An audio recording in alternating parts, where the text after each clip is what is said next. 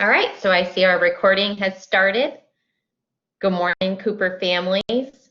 We're so glad that you're joining us this morning. We do expect additional families to continue to join. We had about 70 families to express interest in our session this morning on special education. So we're happy to have you today with us. As we get started and are waiting for additional participants to roll in, just want to do a check-in. How are you feeling about Schoology? This gives you an opportunity to mess with our BBCU a little bit. So if you click on the purple arrow to open the chat panel, Ms. Durr is going to open up the chat feature so that you're able to type in there in just a moment and select an emoji that represents how you're feeling about using Schoology so far this year. So take a moment and open up that box and find an emoji.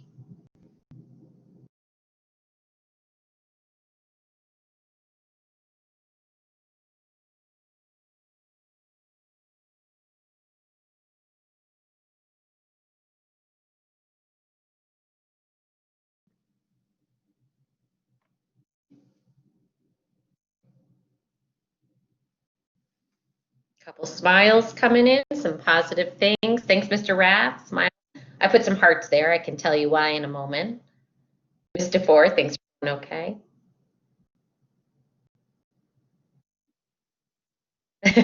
Miss Miner, our attendance secretary, is at the building. Thanks, Miss Miner, for joining today. Oh, sunglasses. All right.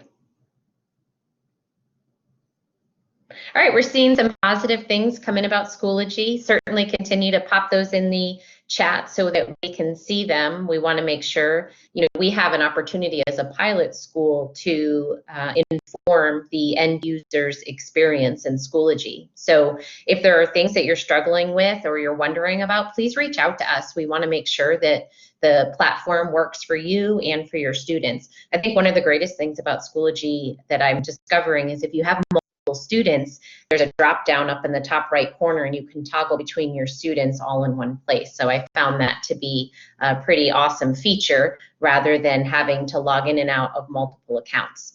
If you're having problems and noticing that you have many notifications popping in, we are going to send some information out soon to you to share how you can control those notifications and only receive those items that you want to receive. So stay tuned on that. We know that we're kind of in communication overload in a lot of different places. We're very aware of that. So we're going to continue to work on that. And at first, Schoology didn't have a ton of notifications because our teachers weren't sending things out regularly.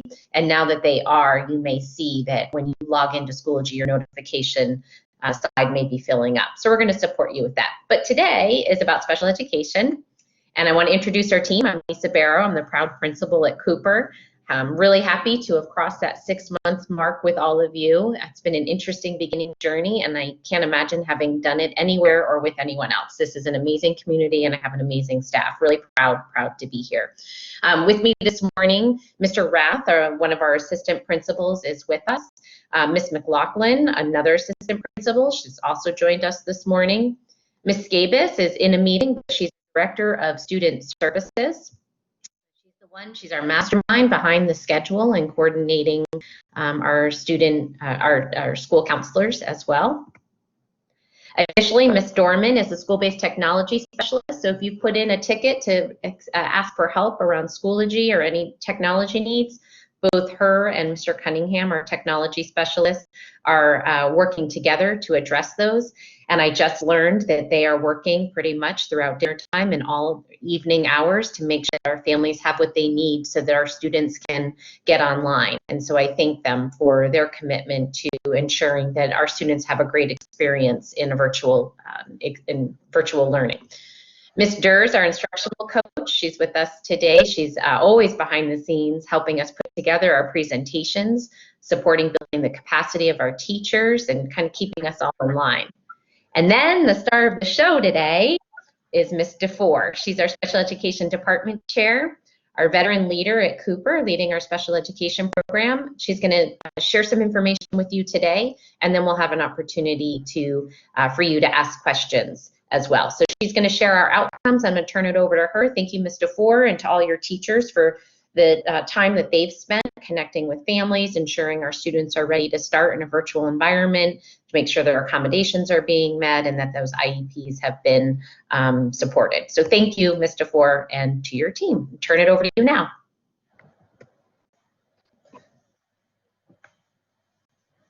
Thank you very much, Ms. Barrow. Good morning to everybody who's joining us this morning. I'm glad you're here. Like Ms. Dufour said, my name is Laurie Dufour. I mean, like Ms. Barrow said, my name is Laurie Dufour. I'm the Special Education Department Chair here at Cooper.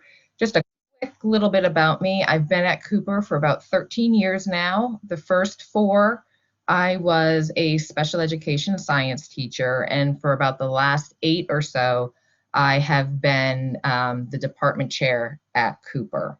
So I have a lot of memories. Some of you might be the second time through with students, so that's always nice to see. Just a little bit about today. I'm going to cover some of the frequently asked questions that we've been receiving, either myself or my special education teachers, just a couple here and there. And I've just picked out the ones we've received the most questions about, and I'm just going to touch on those. So we're going to cover the addendums, the different special education meetings, special education communication, because especially if you're a 7th grade parent, it's going to look a little different than it did in elementary school, and you may already be seeing that. So I just kind of want to explain that all to you. Daily organization, I think that is the #1 question right now. How do I just keep this moving forward with my student? And I just want to make you aware of some parent resources that the county has that you can always tap into. And then I do believe we're going to open it up for some questions that you can type into the chat. Okay. So before I even get started with the agenda, I want to sincerely thank you, the parents, for this very smooth opening that we've had. The case managers were tasked to reach out to you and explain to you how your student's IEP needed to be addended, tweaked, in order to fit this virtual environment. And it was a huge undertaking for the teachers to go through all of the IEPs, reach out to you, coordinate the paperwork. And I am just so grateful for your response back to us. You were very understanding and patient. I mean, this is so new to all of us. I know we all keep saying that over and over again, but it really, really is. Every day is something new and different. So in all of that chaos, you helped us put the order together to start this new school year. And I really just, once again, want to thank you. So it's a team. We're all a team, and we worked really well together to get that started. Okay, so first thing, special education meetings. They will go on as they always have on, like in the past, and you will have your annual IEP meeting and any addendum meetings that are needed. Those will happen. If your student is up for their triennial reevaluation and their eligibility meeting, that too will go on. And I want you to be aware that you'll be receiving an email from Cheryl Crossweight. So I put her name up here so you could see it. She is my assistant in the special education office, and she does 99% of the scheduling of all the meetings. So when you see an email from her, it is probably because you have a meeting coming up and she's going to try to coordinate the time with you. We try to give you guys a couple of dates to choose from. We try to back it up a month so we can be flexible to meet timelines that are needed. We're not going to be gathering around my office table anymore this year, so we will be holding our meetings either through our Blackboard link or teleconference, whichever is more convenient for you, for us. You know, sometimes if you're still traveling and working and you can't be at a computer, there's always the option for a teleconference. So just be aware that meetings will be happening as usual. And if you see that email from Cheryl Crossweight, it's probably your turn for some sort of meeting with your special education team, general education, teachers, all of the above. Okay. So I found how communication looks different in middle school as it did to elementary school. So I kind of just want to summarize that. You have your case manager, and I'll get to their role.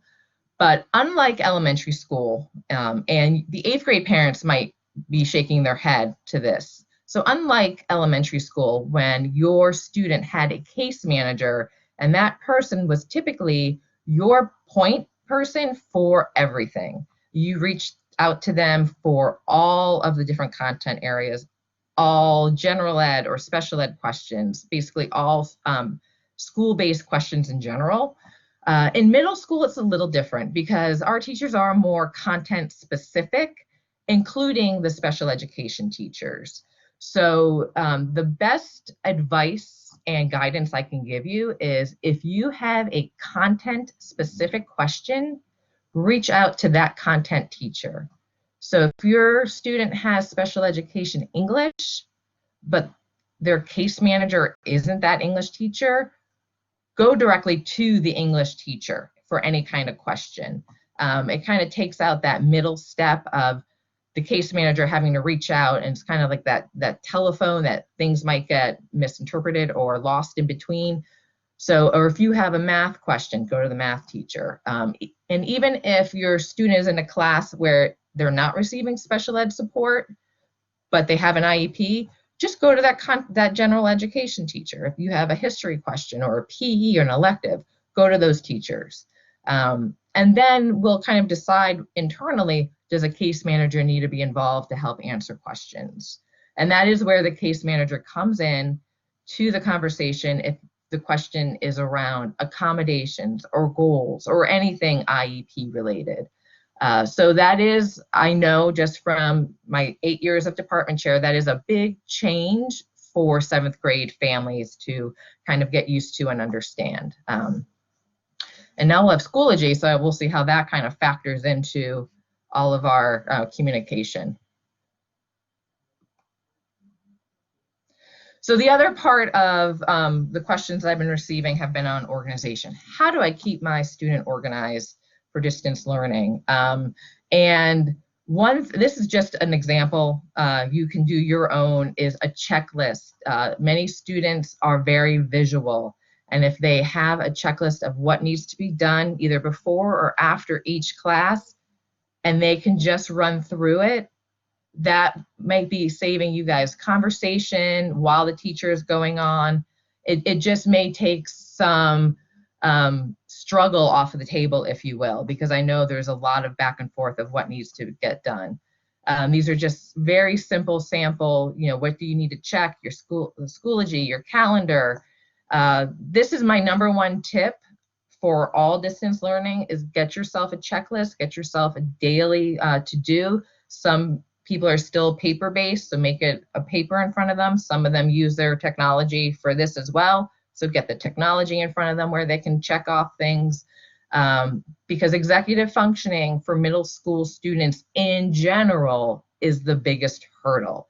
And now we have an extra layer of it all being distance learning, and the teachers are not there to prompt and move them along in a classroom. So we do recognize that that is a humongous struggle, and you're not alone. You are very much not alone if you're experiencing this struggle right now.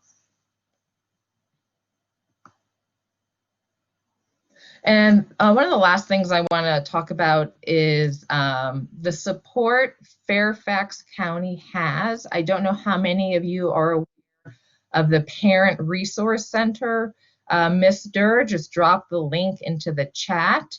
And the Resource Center not only has interactive series that you can be a part of, but it's also a wealth of information for various questions you may have of how to help your student, how to reach your student, how to organize. The first one coming up that I was made aware of is this encouraging positive behaviors, because we're all home with our kids. So we're not only the teacher and the parent, we're just all of the above. You're the coach, you're the disciplinarian, you're everything. So how to balance all of that in your home life That's coming up next Thursday. But this is just a sample of the many, many opportunities and resources they have. And it's on the public FCPS EDU website. And if you're not aware of it, I know we have so much information coming to us, and this just seems like one more thing. It is a good thing to kind of check out, and you can use it for what you need.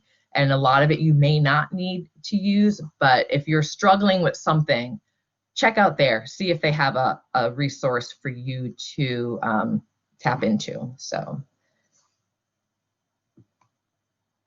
and I know that was very brief and very succinct, but we have a lot of ongoing communication with our parents throughout the years, and a lot of the information that you may receive from us is very student specific for your child. So I just wanted to give a very brief overview of communication, the meeting still going on, and just organization and the resource that Fairfax has. So right now, if you have any questions, please feel free to ask, and we can do our best to answer them.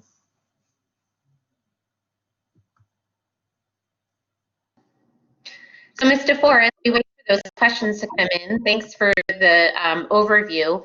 I'm going to make it easier for you to get through moderating. I'll read the questions that come in and summarize them to you to ask, so then you don't have to focus on the chat. Would that work for you? Sounds great. Thank you. Okay, great. So the chat is on, and I see that we do have a question that's come in, so please continue to type your questions in the chat. So wondering about a feature in Schoology that provides a checklist for assignments.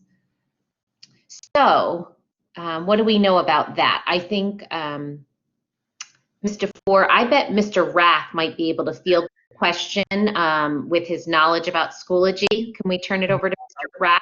Yeah, I actually just popped up Schoology when I saw that, and I'm it's new to all of us. And the short answer is yes, that there are features that do support that. Again, with getting used to this tool, we will right now we're having very consistent messaging through all of our classes. We'll see folders for each week. So right now they should be working in a week 2 folder. When it comes to specific checklists, I know the teachers have the opportunities to break down larger assignments. So if it is a big assignment, they can have kind of a checklist that kind of goes down all on one page. So it's very clear that student starts here, then they move to part 2 and part 3. And students will also see the progress as they make throughout that. So you can see when larger assignments, what portions have been completed. But something we're still exploring and want to make sure that we can really get a good handle on, yes. And I will add to that. I heard from some parents earlier this week that they are not noticing that once students click submit on an assignment, it's not showing a check mark. And that's a simple thing that I think can work with the Schoology team to be sure that to see if they can put something in place. Again, as a pilot, we have an ability to inform that. So Terry, thanks for that. We'll look into that a little bit more and be able to provide some more information about that for you.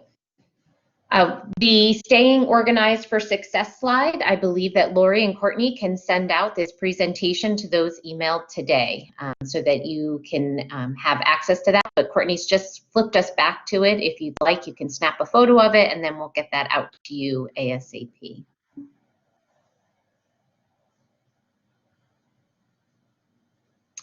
So the next question is about videos being required during learning to ensure engagement and why they're not being utilized.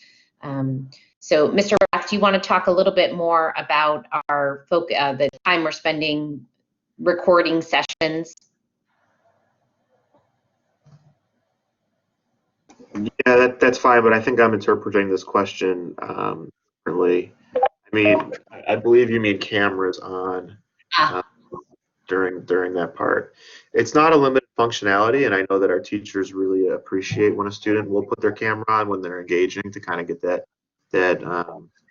you know, face-to-face interaction. We prefer that. We do understand that some students, you know, do want to maintain kind of that privacy, maybe aren't as comfortable yet. But we hope as we progress, the students will become more and more comfortable to share those experiences with their teachers and to turn their cameras on, particularly in a smaller group setting, so that they can really interact and build that connection. But there are a variety of ways that students can engage with the content. If they are reading, if they are writing, our teachers are utilizing tools where you see kind of writing in real time, such as Google Slides. But at this point in time, it's not a requirement, it's just an encouragement.